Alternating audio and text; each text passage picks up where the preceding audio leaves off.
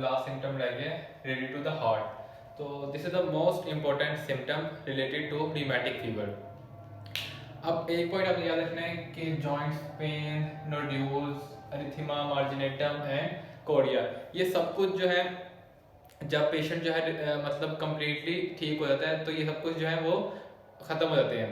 लेकिन problem related to heart, ठीक है, लाइक मोस्ट इम्पोर्टेंट मायोकार्डाइटिस, ये जब पेशेंट मतलब से जो है फीवर ठीक भी हो गया है, ठीक है, तब भी ये जो कॉम्प्लिकेशन है ये रिस्टोर नहीं करती।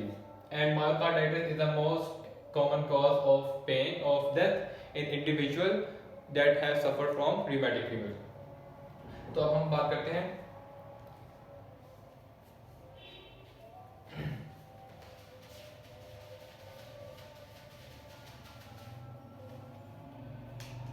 हार्ट। तो हार्ट में क्या होगा?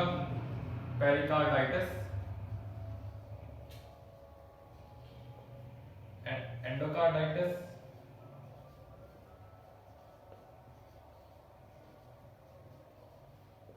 And myocarditis.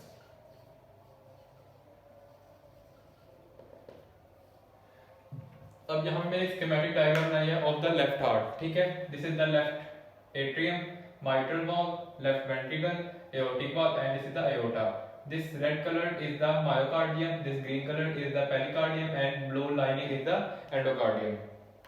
सबसे पहले हम बात कर लेते हैं पेरिकार्डियम की। तो क्या होगा जब whenever there is inflammation, there is increased capillary permeability।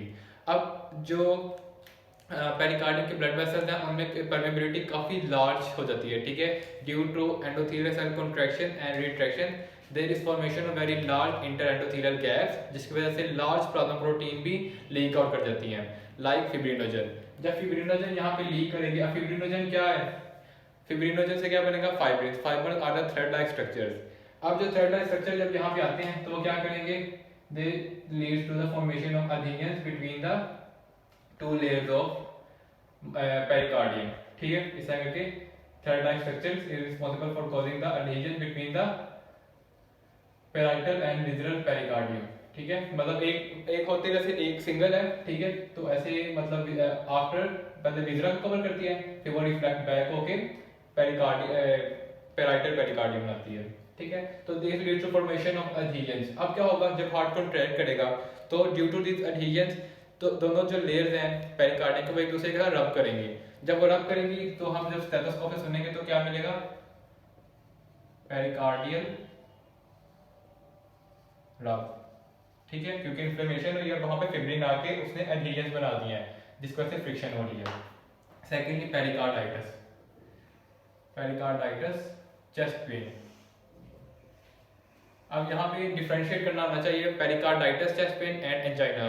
Pericarditis chest pain है वो सेंट्रल होती है, वो लोकलाइज्ड होती है and it relieves on bending forward, ठीक है। तो ये 3-4 पॉइंट्स हैं ये आपने याद रखने हैं रिलेटेड टू पेरिकार्डाइटिस। अब हम आते हैं endocarditis, inflammation of the endocardium. Secondly एक और पॉइंट मतलब यहाँ पे फिब्रिनोजन यहाँ पे आ रही है, ठीक है, तो ये पॉइंट आपको बहुत इंपॉर्टेंट याद रखना है कि फिब्रिनोजन से फाइब्रिन्स बने और उसने एडहेजन्स बना दिए हैं, ठीक है। एंडोकार्डाइटिस में क्या होता है? Due to inflammation the endocardium में बिकम रफ, ठीक है। जब इसकी इन्फ्लेमेशन होगी और एंडोकार्डियम रफ हो जाती है, mostly involve the mitral valve followed by the aortic valve. अब यहाँ पे अगर आप देखें कि जब मायोकार्डियम की इन्फ्लेमेशन हुई, एंडोकार्डियम की इन्फ्लेमेशन हुई, उस वजह से उसकी सरफेस रफ होगी। जब सरफेस रफ हुई तो वहां पे क्या होगा? प्लेटलेट बिगम टू एग्रीगेट, ठीक है, दोनों तरफ प्लेटलेट एग्रीगेशन स्टार्ट हो जाएगी और इसके अलावा फिब्रिन भी आके वहां पे आ सकती है फिब्रिन, ठीक है। इस तरह it leads to the formation of small vegetations on the endocardium of the wall, specially mitral valve and aortic valve. अब जब ये वेजिटेशन बनती है, इसके अलावा अपने पॉइंट रखना है कि दीज वेजिटेशंस आर स्टेराइल, ठीक है, मतलब जो होती है ना आपका इन्फेक्टिव एंडोकार्डाइटिस उसमें पायोजेनिक होती हैं, ठीक है, लेकिन इसमें जो है ये स्टेराइल है, इसमें कुछ भी नहीं होगा, ठीक है, कोई बैक्टीरिया नहीं होता, ठीक है। तो इस तरह क्या है यहाँ पे ऑन द वॉल्स, ठीक है, cusp of the wall there is formation of this vegetation that leading to regurgitation. तो यहाँ पे मैं लिख देता हूँ रिगर्जिटेशन होगी और ड्राई वेजिटेशंस। अब हम आते हैं लास्ट पॉइंट पे, मायोकार्डाइटिस। ठीक है, अब होता है कि जब इन्फ्लेमेशन ऑफ मायोकार्डियम होती है तो there is a type of मतलब ग्रैनुलोमैटस टाइप ऑफ इन्फ्लेमेशन होती है। जब ग्रैनुलोमैटस टाइप ऑफ इन्फ्लेमेशन होती है तो यहाँ पे ना स्पेशल टाइप की लीजन बन जाती हैं। ठीक है, मल्टीपल साइड पे,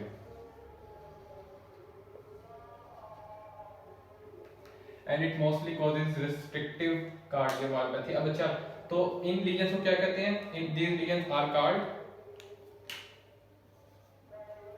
एशॉक bodies. Very important point to remember.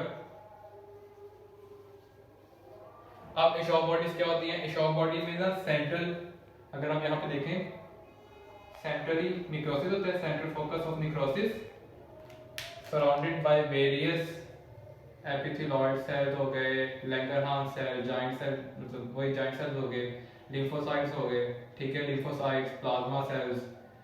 ठीक है, and the most important cell are the, मतलब जो यहाँ की मेजर फाइंडिंग वो क्या होते हैं? एनएचको सेल्स। इस तरह के सेल्स होते हैं वो। ठीक है, large nucleus with a special type of chromatin in it. ठीक है, and it is surrounded by fibrous material. ठीक है, फाइब्रस टिश्यू कह लें या फिर फाइब्रस मतलब मटेरियल कह लें।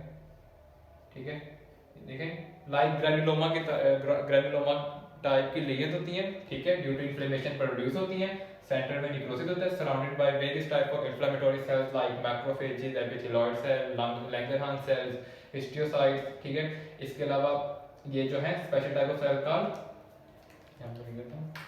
एनिटको सेल्स। एनिटको सेल्स,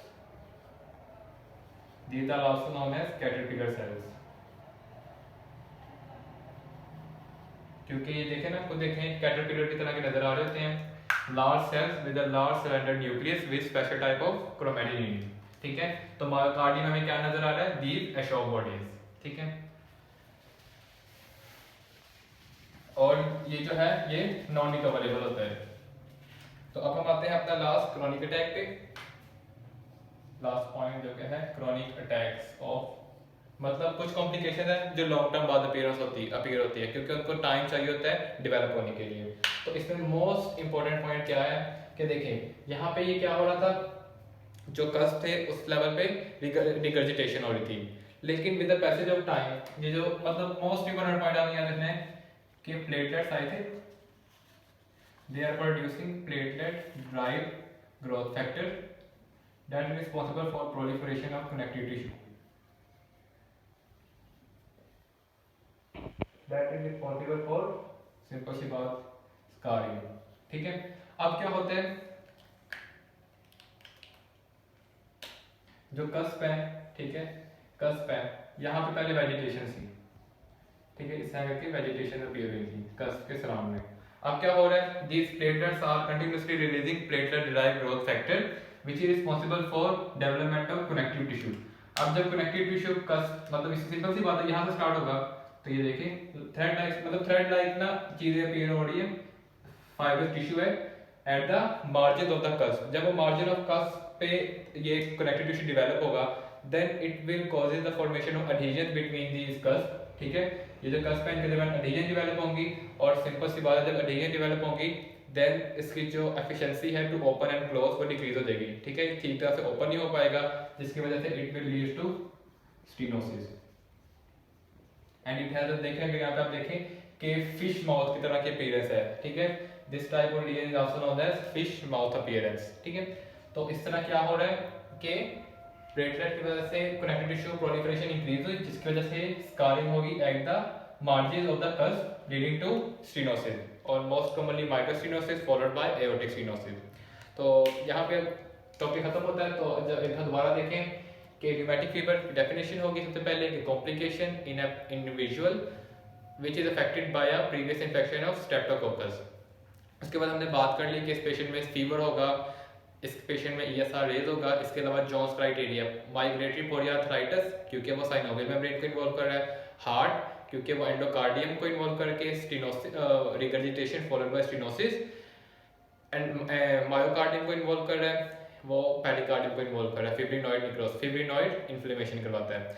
इसके अलावा सबक्यूटेनियस नोड्यूल्स बन रहे हैं क्योंकि वो सबक्यूटेनियस फैट टिश्यू को इन्वॉल्व कर रहा है। इसके अलावा वहाँ पे एरिथेमा मार्जिनेटम, ठीक है, special type of lesion on the skin, और एंड पे Sydenham chorea due to involvement of the basal ganglia. और इसके अलावा आपने यहाँ पे एक और बात याद रखनी है कि जो स्कारिंग है वो लॉन्ग टर्म है, इसलिए वो क्रॉनिक अटैक में आ रही है। ठीक है, तो इस तरह ये टॉपिक यहाँ पे खत्म होता है।